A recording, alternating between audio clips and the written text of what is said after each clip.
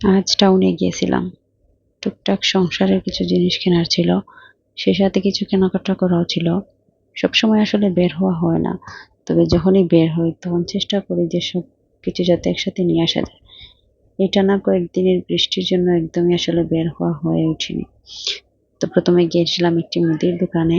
সেখান থেকে কিছু বিস্কিট, কেক, নুডলস, তারপর কিছু প্রয়োজনীয় জিনিসপত্র কিনলাম। কিনে সোজা চলে গেলাম মার্কেটে। মার্কেটে গেছিলাম কাপড় কেনার জন্য। তো অনেক কাপড় দেখলাম। আসলে কিছু চয়েস হয়নি আমার।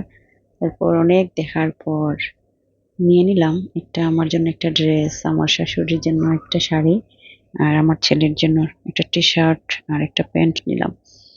আর কাপড়গুলোর আসলে ভিডিও করা হয়নি, অন্য একদিন দেখাবো। আমার ছেলে তো মার্কেটে গিয়ে কি থেকে কি নিবে, ও সব কিছু শুধু টানতেছিল সবকিছু নিয়ে আসবে বাড়িতে।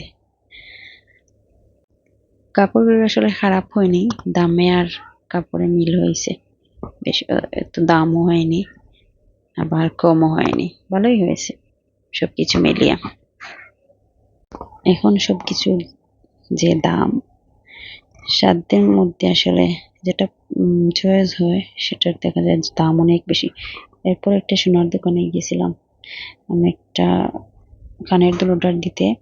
সবসময় রাফ ইউজের জন্য একটা কানের দুল অর্ডার দিয়েছিলাম। তারপর সোজা চলে আসলাম বাড়িতে।